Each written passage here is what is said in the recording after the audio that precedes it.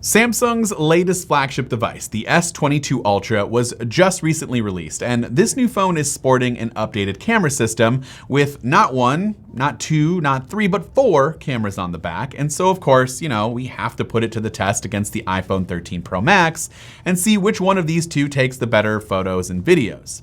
Now, quick disclaimer, all of these photos are raw, straight out of the camera and in default settings. Each picture is in standard photo mode using the main sensor, unless otherwise noted. Also, if you don't already know by now, most cameras on smartphones are really, really good. I kind of hate doing videos like this sometimes because it's just a lot of nitpicking, and these cameras are just so close in all facets that it's just really hard to do comparisons. However, if a camera is the main deciding point for you, then keep watching because there are a few specific differences that might help you choose which one you want. Otherwise, I would say pick a device based on its other features like ecosystem, operating system, etc. Because if you're a casual photo and video taker, I just think you'll be happy with whatever phone you decide to choose based on its cameras. All right, so let's jump right in. The S22 does feature four cameras, like I mentioned earlier, this year with the same 108 megapixel wide angle sensor being the star of the show, along with an ultra wide camera and not one, but two telephoto lenses. One at 3x optical zoom and the other at a staggering 10x optical zoom. The iPhone 13 Pro Max features a 3-camera setup with 12 megapixel sensors across the board and features an ultra-wide, wide, and telephoto lens that's capable of 3x optical zoom.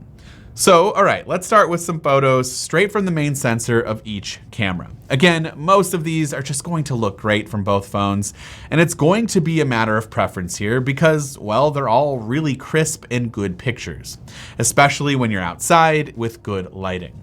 Now, there are some differences, like looking at this one with color temperatures, both phones seemingly taking wildly different approaches here depending on the scene. Like with this picture of the boat, we have the S22 Ultra going with a cooler approach.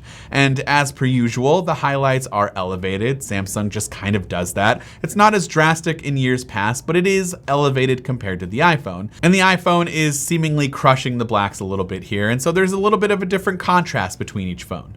This is going to carry over a lot in most photos. The S22 might appear sharper, but could also look washed out compared to the iPhone from some people. I'm definitely someone who struggles to decide which one I prefer because sometimes I like that cooler tone, especially with most of these photos that I took being outside in the middle of winter and the snow with the blue skies. It really just feels like that cooler tone is the appropriate one to go with. However, if you showed me the iPhone picture alone, I'd be totally happy with it and it just wouldn't matter. These direct comparisons, again, are just really when you start to nitpick and see differences that I don't think you would otherwise notice. And I'm not saying that either one of them is positive or negative, it's really just going to be a preference here. However, sometimes there are scenarios where one does have a more positive outlook or a clear leg up because of what it's naturally doing when processing the image. So for example, this picture of my wife and son. The iPhone did what it was doing in the other pictures. It crushed the darker tones, but did a good job of maintaining highlights in areas where it needed to, like my wife's face. Whereas the S22 Ultra kind of washed everything and muted everything going on with the person itself, but it kept the background looking bright and vibrant. Now, to be fair, if we zoom in and start pixel peeping, you'll see that my wife and son are actually a lot softer on the iPhone compared to the S22. Some key things to look at here would be the hats and the jacket. It's just sharper overall, in my opinion, on the S22 Ultra. Now, consistency is unfortunately not always the case, as the next picture here shows my son's face appearing much more natural on the iPhone, and the skin tone is pretty spot on compared to the S22 being a bit washed out.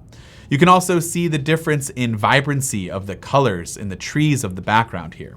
Again, as we continue to scroll through some of these pictures, this theme just carries on throughout. They both flip-flop in different categories. It's all really just a lot of nitpicking, so I'd like to hear from you and which one you prefer down in those comments. Do you prefer that cooler tone from the S22, maybe the warmer and a little bit darker tone from the iPhone? Let me know in those comments. Moving on to portrait mode, in years past, I've always been hypercritical of Samsung's ability to edge detect and create that separation of subject and background and that nice clean bokeh effect. But with my images this year, I've actually been very, very happy with what I've seen out of both phones, and specifically the S22 Ultra. The colors are of course a different story, with the iPhone having the upper hand here in that vibrancy, but maybe you prefer the look of the S22, which is totally fine. I do think the iPhone has a bit of a sharper image overall with these portrait photos, especially if you start to focus in on the text and some of these signs. This stop sign follows the same format, although there is a very weirdly blurry area here on the iPhone photo that I'm just not entirely sure what happened, but it is worth pointing out. Portraits of people are no different, but I don't understand why the S22 Ultra and just Samsung phones in general over the years, it just messes with skin tones way too much. It kind of beautifies the face, it makes it too smooth, and it's not natural looking.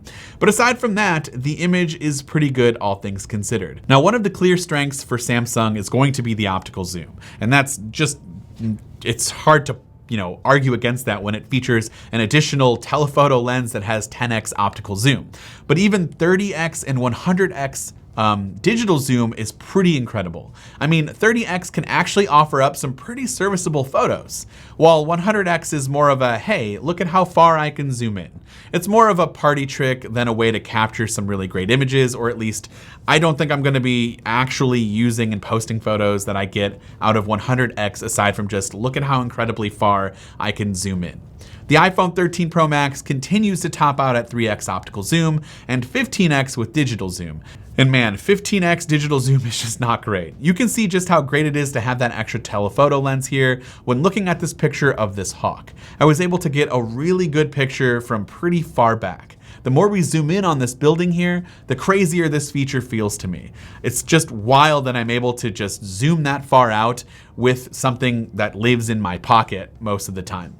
Here are a few more images where you can just see how good the zoom lenses are, and I'd love to hear your thoughts in the comments down below. Do you think you would benefit from having more optical zoom on an iPhone? Would you actually use that? Do you not really care? Let me know in those comments. Low light pictures is really tough to say. I guess in extreme low light, I'd go to the S22, but maybe in just these like 2-second long exposure low light pictures where I'm inside and it's just not great lighting. They're both kind of a toss up. This one picture of the keyboard here, very bad on the S22. It's super blurry. I don't know what was going on. But when you get outside into some extreme low light scenarios, none of these pictures were particularly good. But if you're looking for a brighter image, and in most cases, the sharper image, I guess I'd have to give it to Samsung on this one, but just not super great. Lastly, video recording on both devices are pretty good. And if you're just taking random videos throughout your day, maybe of your kids playing, or if you're at a concert or something outside, these phones are more than good enough. I'd say the iPhone has the clear edge for people who are really taking it seriously and using your phone for video because you can shoot in Dolby Atmos and ProRes formats for actual video professionals. Cinematic mode is also pretty good and something that I think is better than Samsung's live portrait video because that mode appears to be restricted to faces only, so you really can't use it for much. And yeah, cinematic mode on the iPhone can be pretty good if you know what you're doing. Stabilization was great on both phones as well. I'd probably go with the iPhone here, but I would love to know your thoughts, which one you thought was better. The S22 is able to shoot in 8K again this year, thanks in large part to that large sensor on the back, and it looks great on an 8K TV, which I actually do have these days and was blown away by the level of detail and clarity. Hopefully one day 8K shooting becomes the norm. Hopefully we see it on an iPhone, as the iPhone 13 Pro Max is still not capable of shooting 8K videos. Overall, it's important for me to reiterate what I said at the beginning of this video. Both phones have great camera systems. If you're a casual photo and video taker, you're not gonna be disappointed. You're gonna get good images no matter what. Honestly, I don't even know which one I would pick based off of the cameras. I definitely wouldn't pick a phone based off of the cameras these days. There are so many other features and the ecosystem and platforms that are just much more important to me and how I use my phone in my day-to-day life. So that's what I would do. But if you had to pick one, please let me know in the comments which one you would pick. This has been Dan with Mac Rumors. Thanks so much for watching, and I hope to see you around in the next video.